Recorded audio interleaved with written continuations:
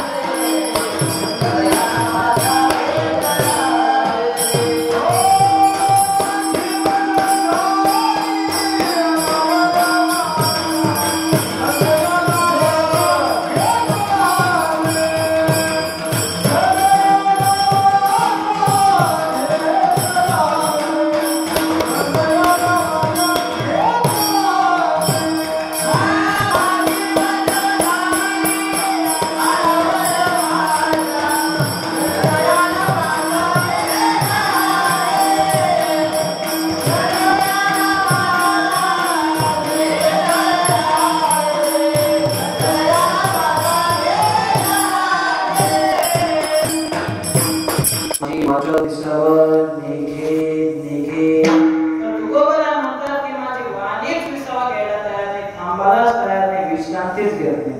म्हणजे झोपल्यावर सुद्धा वचन होतात. ते ऐकायलाच तयार नाही. निघे निघे निघे माझी वाचा विसावं, हवा हवा सदावर माझी वाचा विसावं निघे निघे. वाणी आम्हाला झाली तर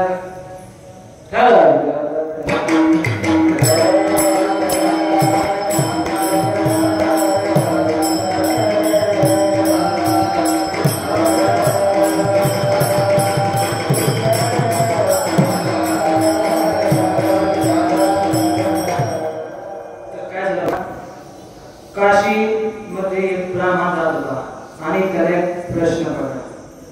तो प्रश्न पडला मग त्याचा निवारण कोण करा म्हणून काशी विश्वनाथ त्या ब्राह्मणाच्या स्वप्नात आले आणि स्वप्नात येऊन सांगितलं की तू काय कर, महाराष्ट्रामध्ये जा, महाराष्ट्रामध्ये पुणे जिल्ह्यामध्ये जा, पुणे जिल्ह्यातून देवगावात जा, तिथं तुला महाराज भेटतील. सांगितल्याप्रमाणे कुठला घरी प्रवास करत करत करत करत करत करत महाराष्ट्रामध्ये आल्याच्या नंतर त्याला पुणे जिल्हा गाठला. पुणे जिल्ह्यामध्ये आल्यानंतर तो कुठं आला, आळंदीमध्ये आला. माऊलीचं दर्शन केलं. काही लोकांना विचारलं की बाबा देवगाव कुठे, त्याला सांगितलं आणि तो प्रवासाला निघाला. तर निघाला असा सकाळचा टाइम होता आणि तो कोण बोलाय बेरश घेत होता.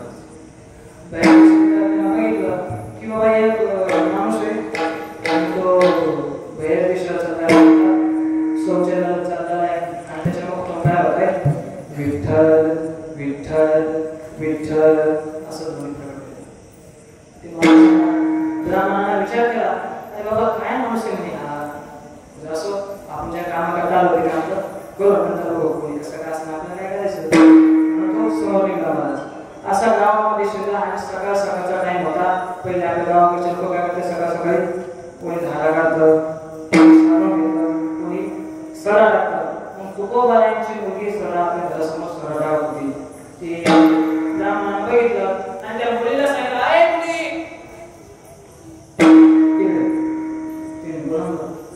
आपले तुकोबारांच्या हेच आहे. तर मग तुकोबाराकडे गेले ती म्हणे बाहेर दिसायला जाईल आपली तिथे आणि तेवढं तुकोबारा आले. त्याला बघितलं हा येतो कुठे आपलं काम काय ते आपण करून नंतर आल्यानंतर ते तुकोबारा हॉबीचे म्हणे ठीक आहे म्हणे ते पूर्ण काय विचारपूस झाली तुम्ही असं आपल्या नंतर बोलू म्हणे तुम्ही पहिले काय करा हातपाय धुवा, आंघोळ करा, चहा पाणी घ्या, थोडा आराम करा, लागून आला थोडा आराम करा आणि नंतर आपण तुमचं काय शंका असेल तर निवारण करू. ठीक आहे म्हणे. आंघोळ झाली, जेवण झालं, भोंगी दिली मला ते ब्राह्मण झोपला आणि झोपल्याच्या नंतर अचानक झाला काय कोणतरी विठ्ठल असं 50-60 लोक आहे आणि विठ्ठल लोकांना त्याचं नाव स्मरण करायचं.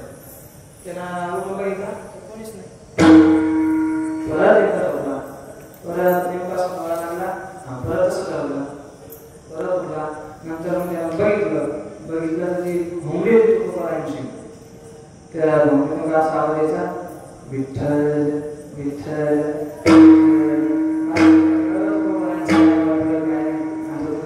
परतला.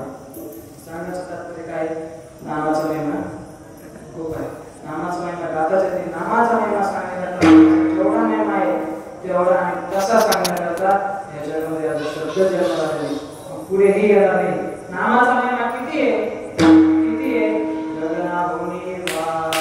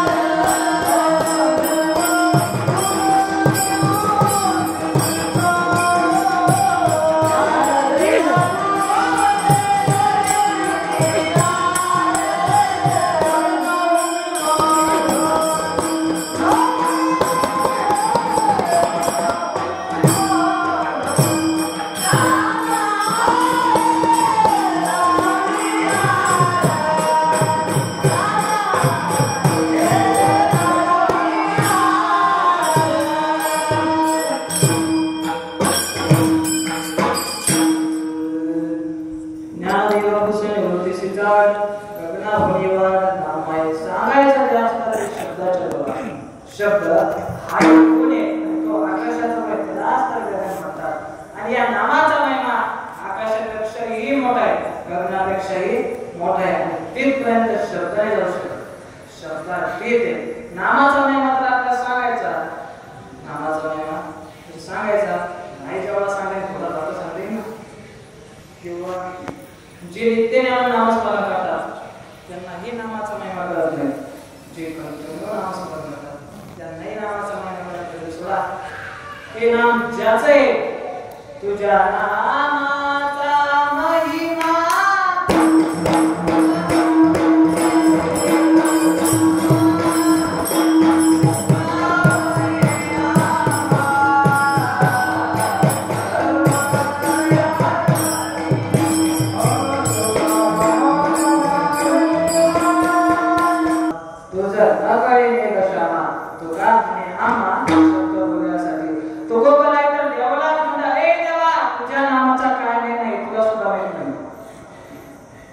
रावणाचे प्रसंग महाराज.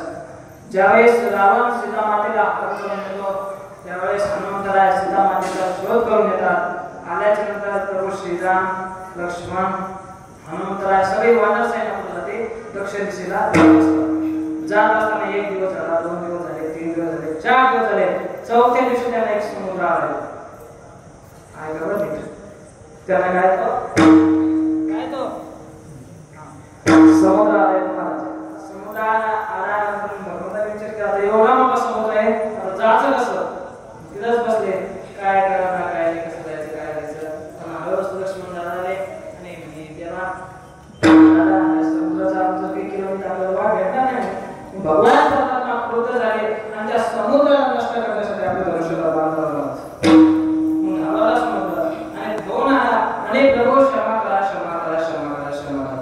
काय हात मारतो, समुद्र करून जायचं म्हणे. हो, आणि ते सांगतो काय तुमची जी वानर सेना आहे, त्या वानर सेनेमध्ये एक नल आणि एक नील नावाचे 2 वानर होते. यांचं काय करायचं, यांच्या हाताने दगड आणायचा, त्याच्यावर राम नाव लिहायचं आणि तो दगड मुख्य राम घ्यायचा, नाही पाण्यात टाकायचा. तर मला असं सांगितलं आणि समुद्र निघून गेला. मला सांगितलं समुद्र निघून गेला. सांगितल्याप्रमाणे जी वानर सेना होती, सगळी वानर सेना आपल्या ताकदीनुसार लहान मोठी दगड आणायचे. हे नल आणि नील नावाचे 2 वानर आहेत, ते काय करायचे, नाव द्यायचे आणि तो लावायचे समुद्र. समुद्राला लावायचे आश्चर्याची गोष्ट आहे ना. भगवंताच्या नावाने माणसाचं नाव नाही, दगडात लागले दगडे नाशकांचं काम चलो का भगवंताला कसं बाजूला पुस्तक. आता भगवंताला वाटतं मदत करावी ना, म्हणून भगवान परमात्मा उठले आणि छोटासा दगड घेतला, मोठा दगड घेतला आणि आपल्या हाताला तडतड पाण्यासाठी आपण नावाने दगड करतोय म्हणून आपण टाकलं काय घेतला म्हणून घेतला असा टाकला.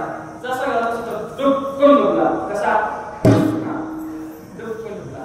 तर भगवंताला आपल्या नावाने दगड करतोय, आपण टाकल्याला काय करत नाही. समुद्रामध्ये कसं दगड टाकणारा कोण आहे म्हणून देवाने दुसरा दगड घेतला. दुसरा दगड घेतला, टाकला, असा भरला, टाकत नाही, असा भरला आणि त्या समुद्रावर असं म्हणजे कसं त्या समुद्राचं लक्ष आपल्याकडे द्यावं म्हणून आणि असं दगड टाकला. कोण डुबला काय भगवंताने तिसरा दगड घेतला आणि आता घाटातले भोगले नाही ना, त्या समुद्राला उंचावून सांगितलं. काय सांगितलं, रघव वंशांचा दशरथ माणसा मुलगा श्रीराम ही काय करत आहे, या ठिकाणी दगड टाकत आहे असं सांगितलं. दगड टाकला असं सांगूनही दगड डुबला. देवाने दगड टाकले, ते ही 3 टाकले. आता हे लाजो झालं. आता भगवंताला बघितलं बघा, असं बघितलं इकडे दोन हा जोडच बोलले म्हणे हनुमंता काय देवा तुम्ही कधी आला, तुम्ही ज्यावेळेस पहिला त्यावेळेस नाही हजर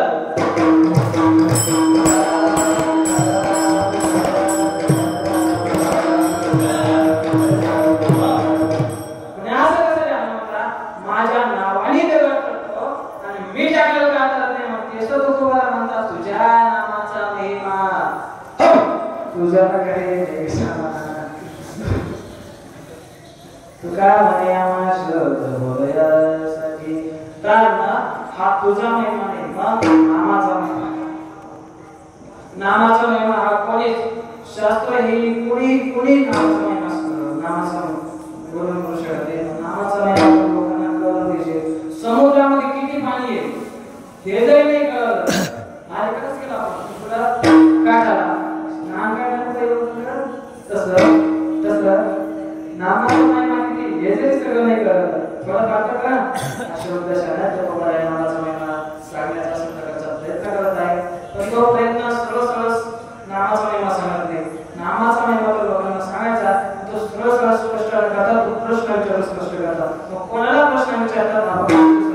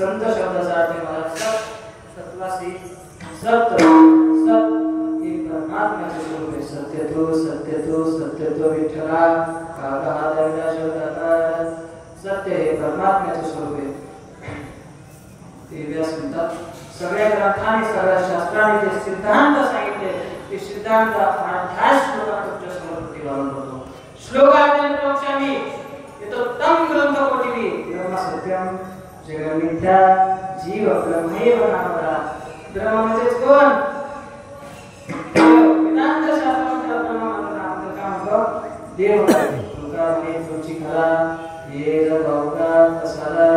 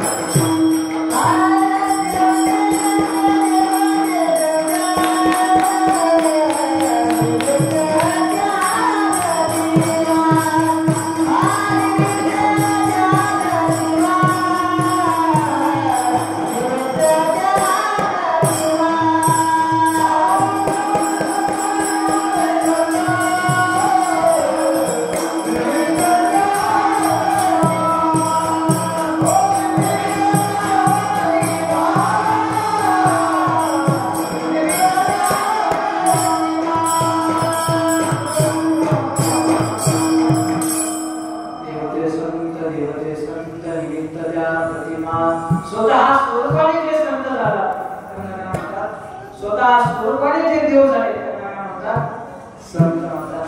संत आता महंत सिद्ध ऋषी महंत शब्दाचा अर्थ महंत हे पद आहे महाराज जे 1000 1 लाख ती योजना पण ते संन्यास असतं असं माहिती 1000 1 लाख असे जे पद आहे त्यांना म्हणजे त्यांचे हजारो शिष्य असतात त्यांच्या धर्माचा प्रचार करणारे ज्यांचे हजारो शिष्य असतात त्यांच्या त्या गुरूंना काय म्हणतात महंत संत महंत. आता काय सिद्ध सिद्ध म्हणजे सिद्धीने संपन्न. जगामध्ये अनेक सिद्ध आहेत अनेक सिद्ध आहेत त्यातल्या मुख्य 8 ज्या सिद्ध आहेत सांगतो तुम्हाला. मोजा अनिमा महिमा लघिमा गरिमा प्राप्ती प्राकाम्य इशित्व आणि उशित्व हे मुख्य 8 सिद्ध आहेत. जगामध्ये आता सिद्ध आहे असं नाही अनंत सिद्ध आहे. आपलं सोमचे सिद्ध आत्माचं खूप मोठं स्वरूप घेतलं खूप छोटं होतं मनात आलं की कुठं जायचं देवाच्या मंदिरात जायचं मनात आलं आपल्या घरी निघून जायचं मनामध्ये आलं की लगेच स्वर्ग जात माणूस सिद्ध आहे मला संत मंत सिद्ध. आता ऋषी शब्दाचा अर्थ आहे ऋषी म्हणलं आपल्यासमोर काय तर मोठी दाढी मोठे केस ऋषी मला समजतेच होतं. ऋषी पूर्वी वनामध्ये जायचे विरक्त असायचे तिथे बोलायचं नामी त्याची गाडी भाषे मंत्राला त्याच्यामुळे त्यांची केस ते वाढले असते याचा अर्थ गाडी केस वाढत असते ऋषी असतो असं नाही. आश्वनाला तर सगळ्या अंगाला केस असतात ऋषी महाऋषी का नाही महाराज संत सिद्ध ऋषी. तर या सर्वांना तुकोबा आहे नामाचा महिमा सांगायचा नामाचा महिमा सांगायचा तुकोबा स्वतः सांगायचा ना यांना काय वाटतं तसं नसतं. काय असतं जे श्रेष्ठ मंडळी आहे यांच्या मनातून जर लोकांना ऐकलं श्रेष्ठ मंडळी दुसऱ्यांना सांगायला मंडळी यांच्या मुखातून जर लोकांना ऐकलं तर लोक काय करतील नाम घेतील. असं उद्देश तुकोबा आहे त्यांना सांगायचं असं करायचा प्रयत्न करतो. नाम घेताना घेतलेला काय होतं काय होतं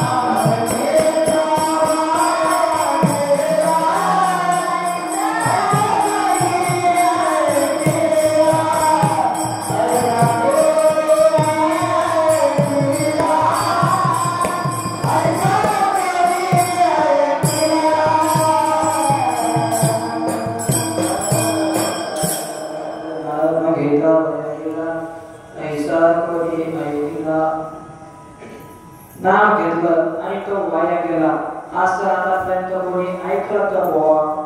ऐकलं बाबा? नाम घेतलं तो वाया गेला असं कोणी ऐकलं का? नाही. पैसा कमवला वाया गेला असं ऐकलं का? ऐकलं? लग्न केलं आणि वाया गेला असं ऐकलं? ऐकलं असं मला. परंतु भगवान परमात्म्याचं नाम घेतलं आणि तो वाया गेला असं आतापर्यंत झालं नाही. ज्याने ज्याने नाम घेतलं ते काय झाले? तरले, वाया कोणी नाही गेलं.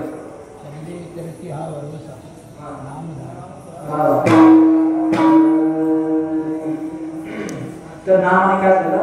वाया नाही गेलं. ज्याने ज्याने नाम घेतलं तो कोणीही असो, कोणत्या जातीतला असो, कोणत्या पातीतला असो, कोणत्या देशातला असो, कोणीही असो, देशातला असो, देशाच्या बाहेरचा असो, पाकिस्तानचा असो किंवा महाराष्ट्रातला असो, कोणीही असो, ज्याने ज्याने नाम घेतलं ते काय झाले? तरले. माणसं तरले याच्यात नवल नाही. कपी कुळ उतरले मुक्त केले राजा.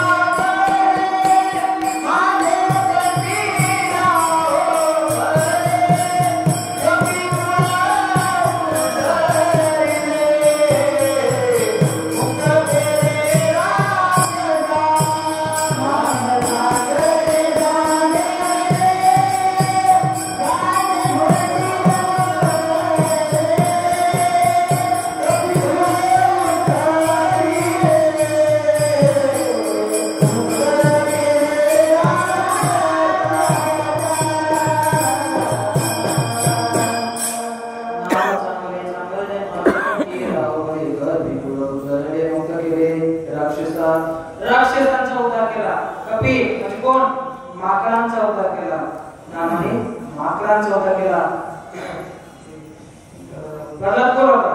त्याच्या जर कुळाचा विचार केला तर राक्षस दैत्य त्याचा उद्धार झाला. कशाने? नामाने.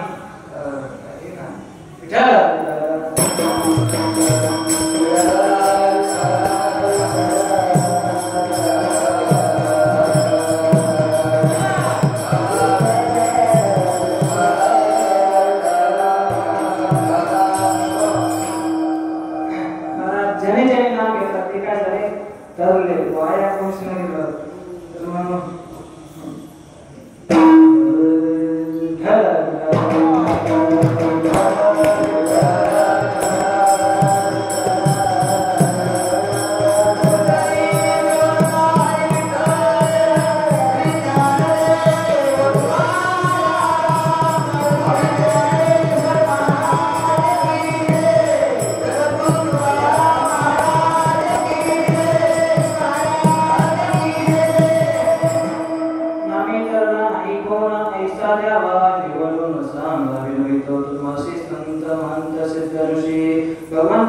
भगवंताचं नाव घेतलं आणि तो चालला नाही असं आतापर्यंत झालं नाही झालं.